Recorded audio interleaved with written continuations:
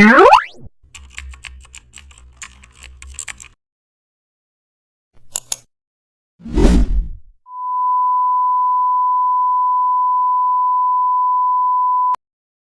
back to the channel. Don't forget to like, share and subscribe for more updates. Today we will create smooth smoke strokes using shape dynamics. Choose a long soft brush, open brush setting and activate shape dynamics. And also add small size jitter and add angle jitter to twist the brush as you paint. Lower roundness for stretched strokes. Begin painting on upward soft curves.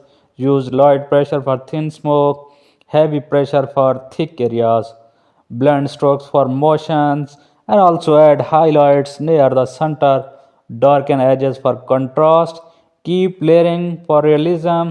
Shape dynamics build beautiful smoke patterns, and that's how you paint smoke easily. Thanks for watching.